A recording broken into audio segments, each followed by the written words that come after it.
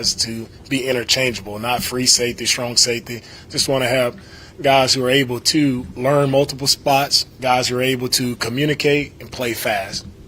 What have been your today you had the refs out there. What do you use them for in camp and for Yeah, it's important for us to have the NFL refs out, and we're thankful for them, coming out to assist us when it comes to our 2-minute drills and how we're trying to operate. We want to make sure we're as clean as possible, and if there are any tips that we can learn from the refs, right, they may have suggestions or ideas that can help us improve our efficiency as an offense, as a defense, whether it comes to penalties. They give us those tips and things that they are looking for. So if we can see the game and understand what they're looking for, we see it through the refs' lenses, now we know how to play smarter football when it comes to defense or offense. Say it again, I'm sorry. Yeah, Will he's been great throughout camp.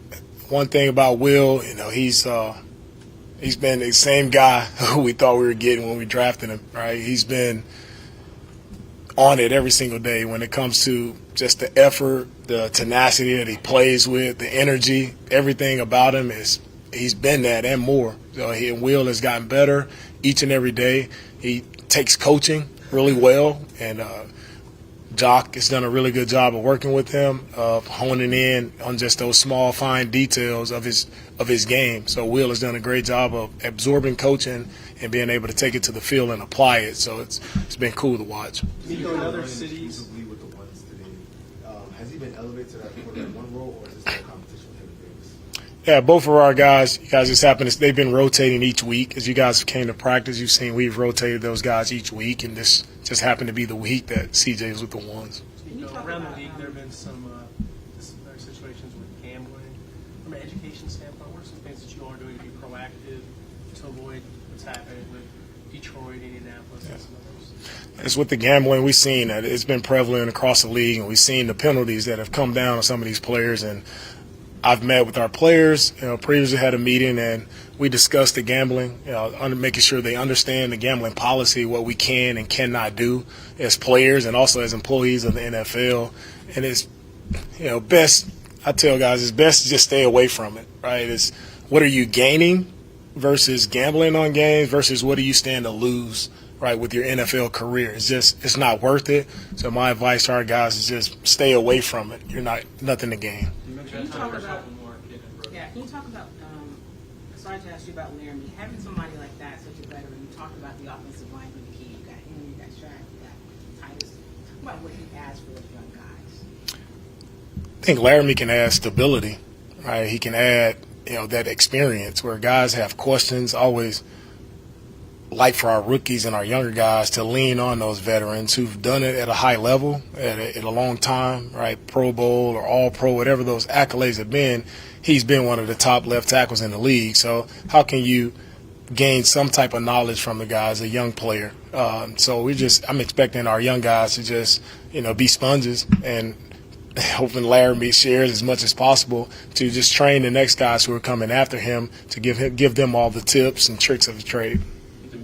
For a young quarterback like CJ, trying to coach in him the fine line of protecting the football but still taking those shots when they're there. How do you instill that into a young quarterback like that? For me, it's with the quarterback. It's all about confidence, right? We want him to rip it, right? We want him. If you see it, go through your progression. You see it, make it happen, right? We understand. Not every ball is going to be perfect. You're not going to protect it all the time, but I never want our quarterback playing afraid to make a mistake. I want everybody playing to their maximum potential and attacking everything that we do. With your ability that you've shown to develop defensive guys and specifically linebackers, what excites you about Christian Harris? What excites me about Christian is, it's just his God-given ability. There aren't many linebackers who are as fast and as explosive as Christian Harris is. So that excites me about him, what he's capable of becoming in this league. He's capable of becoming a really, really great linebacker, right? And he just has to continue to improve. And I saw it today at practice. It was fun to watch, right? Seeing him take another step today. So it's fun to watch, and it's a progress. It doesn't happen overnight, but he's definitely has the right mindset to put the work in to become really good at his craft. And I'm excited to see, where he is when we start training camp. You mentioned playing to your players' strengths. What is Sheldon Rankins, Malik Collins? What are their strengths? Yeah, both guys, Sheldon and Malik, veteran experience. Both guys have played in big games. Both guys have done it at a high level. What I like about both is they are pros. They work every day. They're consistent, right? They're accountable to their teammates, and that's who I want around. Guys we can count on, guys we know what they bring, to the party, and they're going to play on the other side of the line of scrimmage. Both guys are smaller D tackles who can attack, utilize their quickness, their speed, right, to really puncture the offensive line. Piggybacking off this question, you mentioned rotating CJ and Davis. At what point during the process do you hope to say, okay, we're going to give one guy first team reps, second team reps, or are you going to continue to switch it up? Yeah, we'll see where their process goes in training camp, and see, as the competition continues to grow, right, we'll see who separates themselves, and that decision will take care of itself. Sorry, last one. What do you think of the news about J.J. Watt winning the Ring of Honor? And that's outstanding, right? J.J. Watt is a man who represents everything that I try to instill in the players that we want in Texans, right? It's first off, we know the player that J.J. is, outstanding player. What I tell our guys is what I remember about J.J. Watt and playing with him was just his work ethic was just unmatched on the field, right? Every practice, he brought it every practice. There wasn't a day off. He didn't take days off. He didn't relax. Like J.J. it was always important to him to be the best at what he did, right? And that it shows, right? And with the honor that he's receiving here, he's just a phenomenal guy.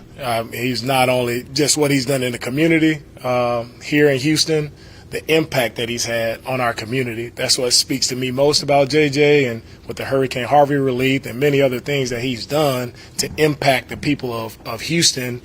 It's just he'll never be forgotten here. He'll always be a special player, a special man for the city of Houston. And I just want our guys to emulate JJ and all-encompassing, the player, the man, how he is in the community now as a father. And with JJ, it was a special moment for me being able to see him in his last game, right? We played in the 49ers were playing against the Cardinals, his last game. And just to show the type of player that JJ is and the man that he is, right? They stopped the game for JJ to, walk off and be celebrated by the entire stadium there, Levi Stadium. So he walked off to a standing ovation in a away game stadium. It just shows the impact that he has not only here as a Texan or a Cardinal, but his impact around the NFL community. It will be unmatched. So congratulations to you, JJ. Much well-deserved. Thank you, Coach. All right. Thank you.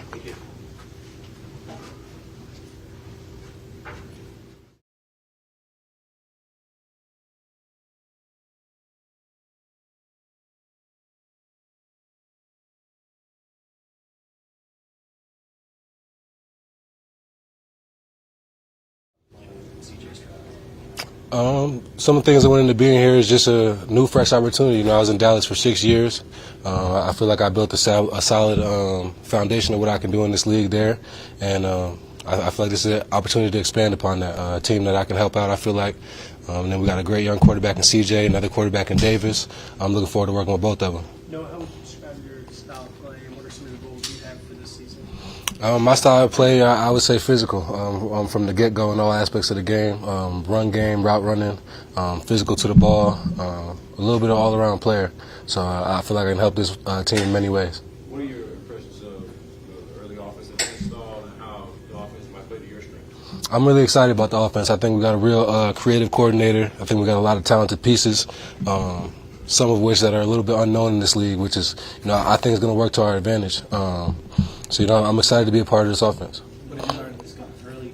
But one of the draft comparisons CJ had was to Dak Prescott. Mm-hmm. Do you see any similarities there, or no? They're both great quarterbacks. I mean, great arm talent. I think it's a little bit early to compare, a rookie to somebody like Dak Prescott, but that's great class to be in, and I think he has all the potential to live up to that, maybe even surpass it. So I'm rooting for CJ. I'm willing to have his back in anything. What have you noticed about the work ethic of Xavier Hutchinson and Tank Dell? They've come in and they've really put themselves to work. They're a lot more polished than you would expect for a rookie coming in. Tank in the way he plays much bigger than his size. Hutch is a big guy who plays big. So I think they can help us in a lot of ways. When you were at Ohio State, you got to see a lot of quarterbacks come through the first-round talents. When you look at a guy like CJ from his development in his 2 years there, do you feel like there were some nuances to his game that maybe translated to the NFL a little bit quicker than other guys who come out? I'm not gonna lie to you and act like I watched every Ohio State game since I've been in the league. But I know CJ has great arm talent, and in a little bit of time that I've been here working with him, he's picked up the offense fast, taking ownership of his reps, and I think that can only lead to positive things. Last year was the first time you really got, I think, 30% of an offensive snaps. You took a step there last year. Working through your career, what's it been like to reach to that moment, and where do you feel like your potential is? I think I came in this league a little bit raw. I had to find my way on the field however I could. That started off being mostly blocking and special teams. But as that's gone on, you find a way onto the field for maybe a blocking package, and then all of a sudden you find yourself getting the packages for pass plays. And I think I've taken advantage of every one of those steps. Last year being, another one, and I think I have a chance to expand on that again this year. How good is it to have Dalton Schultz here with you? Man, it's incredible. Dalton's one of my favorite players to play with. He's like a coach on the field.